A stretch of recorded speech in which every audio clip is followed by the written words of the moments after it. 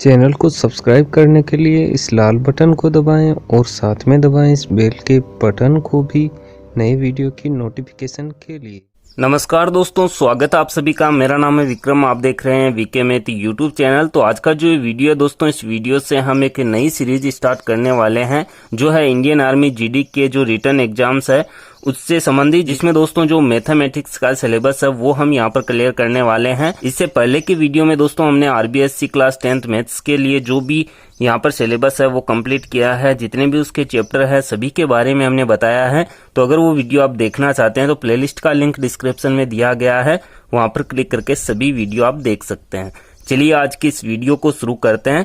तो Indian army GD के लिए जो दोस्तों रिटन टेस्ट होता है उसमें मैथमेटिक्स का जो सिलेबस है उसमें यहाँ पर दोस्तों 12 से 13 टॉपिक हैं जो सभी हम यहाँ पर समझेंगे। जिसमें दोस्तों आज हमने टॉपिक लिया है नंबर सिस्टम, संख्या पद्धति, जिसका ये पार्ट फर्स्ट है और इसमें हम इसका बेसिक कॉन्सेप्ट समझने वाले हैं। संख्या पद्धति में क्या क्या इसका बेसिक है, आगे आने वाले वीडियो में दोस्तों हम इसके क्वेश्चन भी सोल्व करेंगे। इसका जो पेपर सेट है वो भी हम आपको बताएंगे।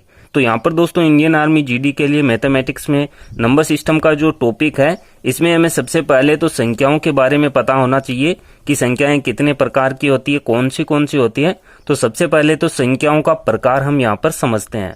तो यहाँ पर दोस्तों संख्या पद्धति में जो संख्याओं के प्रकार है वो सभी मैंने यहाँ पर लिखे हैं। अब यहाँ पर दोस्तों एक एक को हम समझते हैं। सबसे पहले यहाँ पर दोस्तों संख्या, तो संख्या क्या होती है, जैसे यहाँ पर दोस्तों 0 से 9 तक अंक होते हैं। इस प्रकार से 0, 1, 2, 3, इसके बाद में 4, 5, 6, 7, 8 और 9। ठीक है, तो यहाँ पर ये 9 अंक है। इन्हीं अंकों से दोस्तों संख्या बनती है। जैसे कोई भी संख्या हम लिखेंगे तो यही अंक हमारे काम में आने वाले हैं। ठीक है, इसके बाद में यहाँ पर है दोस्तों प्राकृत संख्या। तो प्राकृत संख्या क्या होती है, गिनती की संख्या को प्राकृत संख्या कहते हैं। जैसे यहाँ पर दोस्तों हम लिखते हैं 1 से, जैसे यहाँ पर प्राकृत संख्या स्टार्ट होती है 1, 2, 3, 4, 5 और इस प्रकार से यह अनंत तक आगे चलती रहती है। ठीक है, तो ये होती है दोस्तों प्राकृत संख्या। अब यहाँ पर हमें कभी कभी क्वेश्चन पूछा जाता है कि सबसे छोटी प्राकृत संख्या क्या है। तो सबसे छोटी प्राकृत संख्या क्या है, 1 है। ठीक है, लेकिन यहाँ पर दोस्तों सबसे बड़ी प्राकृत संख्या हम ज्ञात नहीं कर सकते क्योंकि ये जो संख्या है अनंत तक चलती है। ठीक है, इसके बाद में आता है दोस्तों पूर्ण संख्या। तो पूर्ण संख्या क्या होती है कि प्राकृत संख्याएं जो होती है उसके साथ अगर शून्य को भी शामिल कर लिया जाए तो यह संख्या पूर्ण संख्याएं कहलाती है। तो यहाँ पर देखिए प्राकृत संख्या 1 से शुरू होती है लेकिन पूर्ण संख्या 0 से शुरू होती है। तो 0 से 1, 2, 3, इस प्रकार से 4, 5, इस प्रकार से ये इन्फिनिटी अनंत तक चलती है। ठीक है, तो यहाँ हमें पूछा जाए कि सबसे छोटी पूर्ण संख्या कौन सी है, तो सबसे छोटी पूर्ण संख्या 0 है। ठीक है, और सबसे बड़ी बताना असंभव है। अब इसके बाद में दोस्तों जो संख्या का प्रकार है वो है सम संख्या। तो सम संख्या क्या होती है, ऐसी प्राकृत संख्या जो 2 से पूर्णतः विभाजित हो सम संख्या कहलाती है। या हम कह सकते हैं कि ऐसी संख्याएं जो 2 से पूर्णतः विभाजित हो जाती है, यानी कि 2 से डिवाइड करने पर कोई भी शेषफल नहीं बचता है, तो वो सम संख्या कहलाती है। यहाँ पर दोस्तों हम इसका एग्जाम्पल लिखें, जैसे 2, 4, 6, 8, ये जो सभी संख्याएं हैं ये क्या है, सम संख्याएं, और ये भी अनंत तक चलती है। इसी प्रकार से आगे जो प्रकार है वो है विषम संख्या। तो विषम संख्या क्या होती है, ऐसी प्राकृत संख्याएं जो 2 से पूर्णतः विभाजित नहीं हो, विषम संख्या कहलाती है। जैसे यहाँ पर दोस्तों सम संख्या को छोड़कर बाकी की जो संख्याएं हैं वो विषम संख्या है। इसका एग्जाम्पल हम लिखें तो 1 है, 3, 5, 7, इस प्रकार से आगे 9, इस प्रकार से ये चलती रहेगी। तो ये होती है विषम संख्याएं। अब इसके बाद में दोस्तों संख्या का जो प्रकार है वो है अभाज्य संख्या। तो अभाज्य संख्या क्या होती है, वो प्राकृत संख्या जो एक व समय के अलावा अन्य किसी संख्या से विभाजित न हो, यानी कि ऐसी संख्याएं जो खुद के अलावा किसी दूसरी संख्या से भाजित नहीं होती है, यानी कि दूसरी संख्या का पूरा भाग उसमें नहीं जाता है, वो अभाज्य संख्या होती है। जैसे यहाँ पर दोस्तों 2 है तो 2 में 1 का भाग जाएगा और केवल 2 का भाग जाएगा, दूसरी संख्या का भाग नहीं जाएगा। इसी प्रकार से जैसे 3 है, इसके बाद में 5 है, इसके बाद में 7 है, तो ये जो संख्याएं हैं ये क्या है, अभाज्य संख्याएं, क्योंकि इन संख्याओं में खुद के अलावा किसी दूसरी संख्या का भाग नहीं जाता है। ठीक है, और अगर हमें ऐसा पूछा जाए कि एक संख्या जो है वो क्या है, तो एक न अभाज्य संख्या है न भाज्य संख्या। ठीक है, अब इसके बाद में दोस्तों जो संख्या का प्रकार है वो है भाज्य संख्या। तो भाज्य संख्या क्या होती है, वो प्राकृत संख्या जो एक व समय के अलावा किसी अन्य संख्या से भी विभाजित होती है, भाज्य संख्या कहलाती है। जैसे यहाँ पर 4 है, इसके बाद में 6 है, तो 4 में देखिए 4 का भी भाग जाता है, 2 का भी भाग जाता है, 6 है यहाँ पर 3 से भी डिवाइड है, 2 से भी डिवाइड है, इस प्रकार से जैसे 9 है, 12 है, इस प्रकार से संख्या चलती है। तो ये संख्याएं होती है भाज्य संख्या। इसके बाद में आता है दोस्तों पूर्णांक संख्याएं। पूर्णांक संख्याएं क्या होती है? जैसे यहाँ पर दोस्तों ऊपर हमने समझा था पूर्ण संख्या को जिसमें 0 शामिल होता है प्राकृत संख्याओं के साथ में, तो यहाँ पर पूर्णांक संख्याओं में माइनस की संख्याएं भी शामिल हो तो वो क्या होती है? पूर्णांक संख्याएं। जैसे यहाँ पर देखिए 0 है, इधर यहाँ पर चलेगा प्लस में 1 2 3 इस प्रकार से, और यहाँ पर चलेगा माइनस में -1, यहाँ पर -2, ठीक है। तो माइनस की संख्या भी अगर साथ में ली जाए तो वो पूर्णांक संख्याएं होती है, ठीक है। इसके बाद में यहाँ पर दोस्तों है परिमेय संख्याएं। तो परिमेय संख्याएं क्या होती है? परिमेय संख्याएं होती हैं दोस्तों, उन्हें p बटे q के रूप में रखा जाता है, और p और q क्या होते हैं? पूर्णांक होते हैं। p और q पूर्णांक यानी कि माइनस या प्लस की संख्याएं हो जाती है। तो परिमेय संख्या इन्हें p बटे q के रूप में लिखा जाता है, जहां पर q दोस्तों 0 के बराबर नहीं होता है, ठीक है। यहाँ पर हम इसके एग्जाम्पल की बात करें तो जो यहाँ पर दोस्तों प्रत्येक प्राकृत संख्या है ये क्या है? परिमेय संख्या है। जो पूर्ण संख्या है वो भी परिमेय संख्या है, जो यहाँ पर पूर्णांक संख्या है वो भी परिमेय संख्या है, ठीक है। इसके बाद में है अपरिमेय संख्याएं। तो अपरिमेय संख्याएं क्या होती है? वे वास्तविक संख्याएं जो परिमेय नहीं है, अपरिमेय संख्याएं कहलाती है। यहाँ पर दोस्तों अपरिमेय संख्याएं जो स्क्वायर रूट में जैसे होती है, माइनस में स्क्वायर रूट में होती है, जिन्हें दोस्तों p बटे q के रूप में नहीं रखा जा सकता, वो अपरिमेय संख्याएं होती है। जैसे यहाँ पर हम स्क्वायर रूट 5 रखे हैं, यहाँ पर माइनस के स्क्वायर रूट 25 है, तो ये क्या है? अपरिमेय संख्याएं। इसके बाद में है दोस्तों वास्तविक संख्याएं। तो वास्तविक संख्याएं क्या होती है? सभी अपरिमेय संख्याएं और सभी परिमेय संख्याएं वास्तविक संख्याएं कहलाती है। जैसे परिमेय संख्याओं की हम बात करें, जैसे 1 है, 3 है, 0 है, ठीक है। और अपरिमेय संख्याओं को हम समझे तो जैसे यहाँ पर हमने लिखा स्क्वायर रूट 5 है, माइनस के स्क्वायर रूट 25 है, तो ये सभी क्या है? वास्तविक संख्याएं हैं। तो इस प्रकार से दोस्तों ये हो गए संख्याओं के प्रकार, जिनसे दोस्तों नंबर सिस्टम में हमें इनसे क्वेश्चन पूछे जाते हैं। अब चलिए आगे बढ़ते हैं। अब हम समझते हैं स्थानीय मान को, कि स्थानीय मान संख्याओं में कैसे ज्ञात किया जाता है। तो यहाँ पर दोस्तों नंबर सिस्टम में संख्या पद्धति में हम स्थानीय मान को समझें तो स्थानीय मान हम छोटी क्लासों से पढ़ते आ रहे हैं। स्थानीय मान दोस्तों ज्ञात करना बहुत ही सरल है। यहाँ पर देखिए किसी भी संख्या में स्थानीय मान अगर हमें ज्ञात करना है तो संख्या के हमें इकाई स्थान से हमें देखना होता है। इकाई स्थान के लिए हम इकाई स्थान रखते हैं, दाई स्थान के लिए उसे हम 10 से गुणा करते हैं। तो इस प्रकार से यह आगे चलता रहता है। तो यहाँ पर दोस्तों इकाई का जो अंक है उसका स्थानीय मान क्या होगा? यहाँ पर हम लिखते हैं इकाई के अंक का स्थानीय मान। यहाँ पर दोस्तों इकाई के अंक का स्थानीय मान इकाई अंक ही होता है, जो हमें इकाई अंक दिया गया है वही हमें लिखना है। अब यहाँ पर देखिए हम देखते हैं दाई के अंक का। तो दाई के अंक के लिए दोस्तों हमें क्या करना होता है? दाई का अंक का अगर हमें स्थानीय मान ज्ञात करना है तो 10 गुणा हम दाई का अंक लिखेंगे, ठीक है। दाई का अंक क्या होता है? यहाँ पर सबसे पहले तो ये हम समझ लेते हैं। जैसे यहाँ पर दोस्तों कोई भी संख्या है, जैसे यहाँ पर मैं रैंडम नंबर कोई लिख रहा हूँ, जैसे 7 8 9 5 4 3, ठीक है। ये कोई संख्या है। तो यहाँ पर देखिए इकाई का अंक 3 हो गया, दाई का अंक 4 हो गया, सैकड़े का अंक 5 हो गया, हजार का अंक 9 हो गया, ठीक है। इस प्रकार से ये आगे चलता रहेगा। तो यहाँ पर हमें दाई के अंक के लिए क्या करना है? 10 गुणे दाई का अंक। इसके बाद में दोस्तों आता है सैकड़े का अंक। सैकड़े का अंक क्या हो जाएगा? सैकड़े के अंक के लिए दोस्तों हम स्थानीय मान किस प्रकार से ज्ञात करेंगे? यहाँ पर हम 100 लिखेंगे, इसका गुणा हम करा देंगे सैकड़े के अंक से, ठीक है। और इसी प्रकार से हजार के अंक के लिए हम ज्ञात कर सकते हैं। हजार के अंक के लिए क्या हो जाएगा? हजार से हम क्या करेंगे? जो हजार का अंक है उसे हम गुणा करा देंगे, ठीक है। तो इस प्रकार से ये चलता रहेगा। अब इस एग्जाम्पल से हम समझ लेते हैं। यहाँ पर मैंने ये संख्या ली है, तो यहाँ पर दोस्तों हमें पूछे कि इस संख्या में 5 का स्थानीय मान क्या है, ठीक है। तो यहाँ पर हमें ये देखना है कि यहाँ पर 5 कहाँ पर है? तो इकाई दाई सैकड़े पर है। तो यहाँ पर दोस्तों सैकड़े के लिए हम क्या करते हैं? 100 से गुणा कराते हैं। तो 5 का गुणा हम करा देंगे 100 से, ठीक है। तो यहाँ पर इसका स्थानीय मान हो जाएगा 500। इसी प्रकार से दोस्तों मान लीजिए हमें 8 अंक का पूछे कि इस संख्या में 8 अंक के लिए स्थानीय मान क्या होगा। तो यहाँ पर देखिए इकाई दाई सैकड़े हजार 10,000 के लिए ये है। तो यहाँ पर हम क्या करेंगे? 10,000 है, इसका गुणा हम करा देंगे 8 से, ठीक है। तो यहाँ पर हो जाएगा 80,000। तो ये इसका स्थानीय मान हो जाएगा। तो इस प्रकार से दोस्तों स्थानीय मान हम ज्ञात करते हैं। अब कभी कभी देखिए संख्या में इस प्रकार से दी जाती है, जैसे यहाँ पर हमें कोई संख्या दी गई है, यहाँ पर जिसे 5 0 3 2 1, ठीक है। अब यहाँ पर हमें पूछे 0 का स्थानीय मान क्या है इस संख्या में।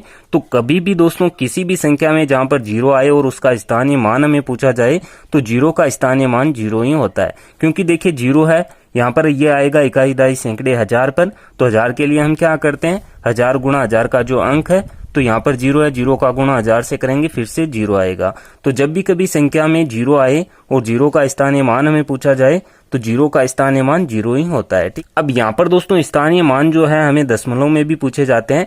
जैसे यहाँ पर हमें कोई संख्या दे दी जाती है 0.235, ठीक है। तो यहाँ पर देखिए किस प्रकार से स्थानीय मान ज्ञात होगा। यहाँ पर देखिए हमें 3 का स्थानीय मान पूछे तो यहाँ पर दोस्तों हमें ये देखना है कि दशमलव की कितनी संख्या बाद में 3 है। दशमलव के बाद में दोस्तों 2 नंबर पे संख्या है तो 3 का स्थानीय मान क्या होगा। दोस्तों ये संख्या सैकड़े पर है तो यहाँ पर जो 100 है हमें गुणा में नहीं करके बटे में करना है। तो यहाँ पर इसका स्थानीय मान होगा 3/100, ठीक है। इसी प्रकार से आगे 5 का पूछे तो 1 2 3 है तो 3 0 हम 1 के आगे बटे में लगा देंगे। इस प्रकार से स्थानीय मान दशमलव संख्याओं के लिए हम ज्ञात करेंगे। चलिए आगे बढ़ते हैं। तो स्थानीय मान आप समझ ही गए होंगे। अब इसके बाद में आता है दोस्तों जातीय मान, जिसे कहते हैं फेस वैल्यू। तो जातीय मान क्या होता है इसे भी हम इसी के साथ में समझ लेते हैं। जातीय मान में दोस्तों जिस अंक का हमें जातीय मान पूछा जाता है वही अंक उसका जातीय मान होता है। जैसे यहाँ पर हमें पूछा जाए ये संख्या है और इसमें 4 का जातीय मान क्या है, तो 4 का जातीय मान यहाँ पर 4 ही है, ठीक है। 3 का पूछे तो 3 का जातीय मान 3 ही है। 9 का पूछे तो 9 का जातीय मान 9 ही है, ठीक है। यहाँ पर दोस्तों जातीय मान के लिए संख्या में जो अंक होता है वही उसका जातीय मान होता है, ठीक है। यहाँ पर दोस्तों स्थानीय मान और जातीय मान में कहाँ पर समानता होती है, जब इकाई अंक की बात की जाती है कि इकाई अंक के लिए जैसे यहाँ पर देखिए ये संख्या है तो 3 इसका इकाई अंक है, इसके लिए इसका स्थानीय मान 3 ही होगा। तो यहाँ पर जातीय मान के लिए भी इसका जातीय मान क्या होगा, 3 होगा, ठीक है। तो ये इसमें समानता है। और 0 के लिए भी समानता होती है कि जैसे यहाँ पर दोस्तों 0 के लिए हमें स्थानीय मान पूछा जाए तो जैसा कि मैंने बताया 0 होगा और जातीय मान भी क्या होगा, 0 होगा, ठीक है। तो ये है स्थानीय मान और जातीय मान। चलिए आगे बढ़ते हैं। अब यहाँ पर दोस्तों संख्या पद्धति नंबर सिस्टम में हम आरोही और अवरोही क्रम को समझते हैं। तो यहाँ पर दोस्तों नंबर सिस्टम में जो संख्याओं का क्रम है वो 2 प्रकार से होता है। पहला है आरोही क्रम, दूसरा है अवरोही क्रम। आरोही क्रम जिसे कहते हैं असेंडिंग ऑर्डर और अवरोही क्रम जिसे कहते हैं डिसेंडिंग ऑर्डर। तो आरोही और अवरोही क्रम क्या है। आरोही क्रम में दोस्तों जो संख्याओं की सीरीज है उसे हमें बढ़ते हुए क्रम में लिखना होता है और अवरोही क्रम में संख्याओं के घटते हुए क्रम में लिखना होता है। जैसे यहाँ पर दोस्तों हम उदाहरण से समझते हैं। जैसे हमें कोई संख्याएं दी गई है, छोटी संख्या यहाँ पर मैं ले रहा हूँ। जैसे यहाँ पर दोस्तों संख्या है 6, इसके बाद में 9, यहाँ पर 2, 5, इसके बाद में यहाँ पर है 1, 3, 8, 7, ठीक है। इस प्रकार से हमने कोई रैंडम नंबर ले लिए। अब यहाँ पर देखिए आरोही क्रम जो असेंडिंग ऑर्डर है उसमें हमें क्या करना होता है, छोटी से बड़ी संख्या लिखनी होती है। तो यहाँ पर हम देखेंगे कि छोटी से बड़ी संख्याएं क्या है। यहाँ पर देखिए सबसे छोटी संख्या है 1, इसके बाद में 2, 3, 5, 6, 7, 8, 9, ठीक है। तो इसका क्रम क्या हो जाएगा, आरोही क्रम असेंडिंग ऑर्डर 1, 2, इसके बाद में 3, इसके बाद में 5, 6, 7, 8 और 9, ठीक है। इसी प्रकार से अवरोही क्रम को हम समझें तो अवरोही क्रम जिसे कहते हैं डिसेंडिंग ऑर्डर। तो ये क्या होता है कि बड़ी संख्या से छोटी संख्या हमें लिखनी होती है क्रम के अनुसार। तो यहाँ पर देखिए सबसे बड़ी संख्या यहाँ पर 9 है, इसके बाद में 8 है, इसके बाद में 7 है, इसके बाद में 6, 5, 3, 2 और 1, ठीक है। तो ये हो गया इसका अवरोही क्रम।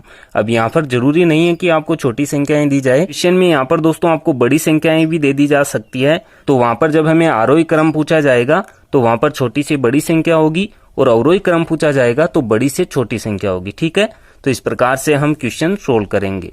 चलिए आगे बढ़ते हैं। अब यहाँ पर दोस्तों इसी के साथ में हम संख्याओं की तुलना करना समझते हैं। संख्याओं की तुलना में दोस्तों यहाँ पर क्या होता है कि क्वेश्चन में हमें संख्याओं की तुलना के लिए हमें 2 संख्याएं दे दी जाती है और यहाँ पर दोस्तों चिन्ह प्रयुक्त किए जाते हैं। जैसे यहाँ पर देखिए 2 कोई संख्या, जैसे मान लीजिए एक 8 है, एक संख्या 6। यहाँ पर दोस्तों जो 2 अंक है 8 और 6, इनकी हम तुलना कैसे करेंगे। जैसे हमें पता है कि 8 है 6 से बड़ा है तो इसके लिए हम क्या करेंगे, यहाँ पर 8 बड़ा है 6 से, इस प्रकार से ये बड़े का चिन्ह लगाएंगे। इसे हम इस प्रकार से भी लिख सकते हैं कि 6 से 8 बड़ा है, ठीक है। तो इस प्रकार से दोस्तों चिन्ह से संख्याओं की तुलना की जाती है। चलिए आगे बढ़ते हैं। अब यहाँ पर हम विभाज्यता के नियम समझते हैं, यानी कि विभाजकता की जांच। जैसे यहाँ पर 2 से कौन सी संख्या विभाजित है, ऐसे क्वेश्चन पूछे जाते हैं। प्रकार से भी क्वेश्चन पूछे जाते हैं, जैसे संख्याएं दे दी जाती है, कौन सी संख्या 7 से विभाजित है। तो अगर हमें विभाज्यता के नियम पता है तो आसानी से हम बता सकते हैं कि कौन सी संख्या किस अंक से विभाजित होगी। चलिए आगे बढ़ते हैं। विभाज्यता की जांच के नियम भी हम समझ लेते हैं। यहाँ पर दोस्तों नंबर सिस्टम में विभाज्यता के नियम या हम कहें विभाजकता की जांच से, यहाँ पर दोस्तों 11 तक के नियम मैं आपको बताने वाला हूँ। हमारे इस चैनल पर दोस्तों आपको एक वीडियो मिल जाएगा जिसमें यहाँ पर विभाज्यता के नियमों के बारे में मैंने आपको अच्छे से बताया है। तो उसका लिंक मैं डिस्क्रिप्शन में दे दूंगा, तो उस लिंक पर क्लिक करके वो वीडियो आप देख सकते हैं। चलिए यहाँ पर हम विभाज्यता के नियम समझते हैं। सबसे पहले यहाँ पर है दोस्तों 2 से विभाजित संख्या। तो 2 से विभाजित संख्याएं कौन सी होती है? यदि किसी संख्या के अंत में कोई सम संख्या रहे या शून्य हो तो वह 2 से पूर्णतः विभाजित होती है। यहाँ पर दोस्तों इसके लिए हम एग्जाम्पल देख सकते हैं। यहाँ पर जैसे मान लीजिए कोई संख्या 144, तो यहाँ पर देखिए हमें पूछा जाए क्वेश्चन में कि ये संख्या 2 से विभाजित है या नहीं। तो यहाँ हम क्या करेंगे, इसका इकाई अंक देखेंगे। इकाई अंक यहाँ पर देखिए 4 है, तो ये क्या है, सम संख्या है, तो ये 2 से विभाजित होगी। ठीक है। इसी प्रकार से कोई संख्या है, जैसे मान लीजिए यहाँ पर 150 है, तो यहाँ पर देखिए क्या है, इसका इकाई अंक 0 है, तो ये भी 2 से विभाजित होगी। ठीक है। अब इसके बाद में दूसरा नियम है 3 से विभाजित। तो 3 से विभाजित संख्या कौन सी होती है? ऐसी संख्याएं जिनके अंकों का योग अगर 3 से विभाजित है तो वह संख्या भी 3 से विभाजित होगी। जैसे इसके लिए दोस्तों हम एग्जाम्पल लेते हैं। जैसे कोई संख्या है, मान लीजिए 153 यहाँ पर है, तो यहाँ पर दोस्तों जो ये संख्या 153, इसके जो अंक है इन अंकों का हम योग कर लेंगे। तो यहाँ पर देखिए 1 + 5 + 3, तो कितना हो जाएगा, 1 और 5 6, 6 और 3 9। तो हमें पता है कि 9 है जो 3 से डिवाइड है, तो यहाँ पर क्या होगा, ये जो संख्या है ये भी 3 से डिवाइड होगी। तो यहाँ पर हमें भाग लगा के नहीं देखना होगा, सीधा इस नियम से हम बता सकते हैं, जिससे दोस्तों समय की बचत होती है और क्वेश्चन भी हम जल्दी सोल्व कर लेते हैं। इसके बाद में यहाँ पर है 4 से विभाजित संख्या। तो 4 की विभाज्यता का दोस्तों नियम क्या है कि यदि संख्या के अंतिम 2 अंक शून्य हो या 4 से विभाजित हो। जैसे यहाँ पर दोस्तों हम कोई एग्जाम्पल लेते हैं। जैसे यहाँ पर देखिए 2208 कोई संख्या है। ठीक है। तो यहाँ पर जो ये संख्या है, इसके 2 अंतिम अंक यहाँ पर देखिए क्या है, 0 और 8 है। तो यहाँ पर दोस्तों हम क्या करेंगे, 0 8 में हम 4 का भाग लगाएं तो हमें पता है कि इसमें 4 का भाग चला जाएगा पूरा पूरा। तो यहाँ पर ये जो पूरी संख्या है ये 4 से डिवाइड होगी, यानी कि 4 से विभाजित होगी। या यहाँ पर क्या होना चाहिए कि यहाँ पर जो अंतिम 2 अंक है वो शून्य हो। जैसे यहाँ पर हम संख्या लेते हैं 4500, तो यहाँ पर देखिए अंतिम 2 अंक क्या है, शून्य है, तो ये संख्या भी 4 से डिवाइड हो जाएगी। यह है दोस्तों 4 की विभाज्यता का नियम। इसके बाद में है दोस्तों 5 की विभाज्यता का नियम। तो 5 से विभाजित संख्याएं कौन सी होगी?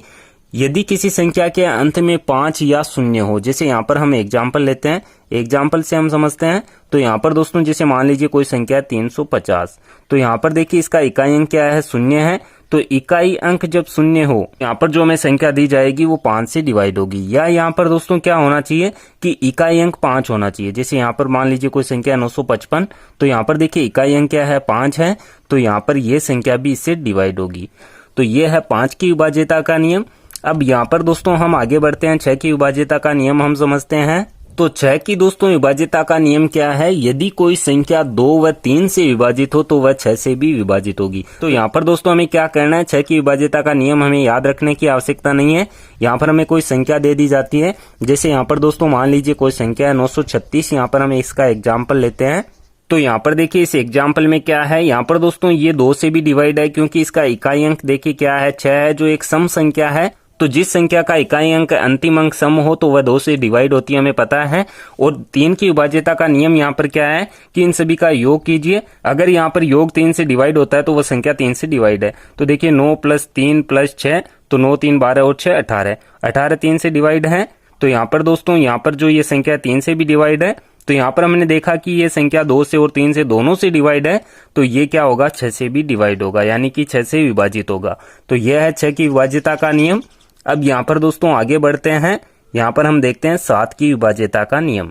तो यहाँ पर दोस्तों 7 से विभाज्यता का नियम क्या है कि यदि कोई संख्या समान 6 अंकों की पुनरावृत्ति से बनी हो या 6 के गुणज में हो। जैसे यहाँ पर दोस्तों देखिए एग्जाम्पल से हम समझते हैं।